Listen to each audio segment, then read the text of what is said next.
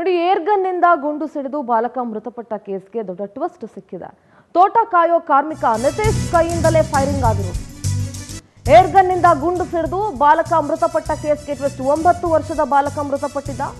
ತೋಟ ಕಾಯೋ ಕಾರ್ಮಿಕ ನಿತೇಶ್ ಕೈಯಿಂದಲೇ ಫೈರಿಂಗ್ ಆಗಿರೋದು. ಮಾಲೀಕ ರಾಘವ ಹೆಗಡೆ, ಕಾರ್ಮಿಕ ನಿತೇಶ್ ಗೌಡನನ್ನ ಬಂಧಿಸಲಾಗಿದೆ. ತನ್ನ ಮಗನನ್ನ ಉದ್ದೇಶಪೂರ್ವಕವಾಗಿ ಕೊಲೆ ಮಾಡಲಾಗಿದೆ. ಕೊಲೆ ಕೇಸ್ ದಾಖಲಿಸಿದ್ರು ಮೃತ ಕರಿಯಪ್ಪ ಅವರ ತಾಯಿ ಪವಿತ್ರ. ಶಿರಸಿ ಗ್ರಾಮೀಣ ಪೊಲೀಸ್ ಠಾಣೆಗೆ ಪವಿತ್ರ ದೂರನ್ನ ನೀಡಿದ್ರು.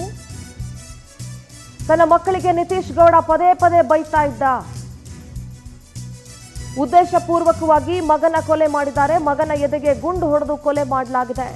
ಉತ್ತರ ಕನ್ನಡದ ಶಿರಸಿ ತಾಲೂಕಿನ ಸೋಮನಹಳ್ಳಿಯಲ್ಲಿ ನಿನ್ನೆ ಘಟನೆ ನಡೆದಿತ್ತು.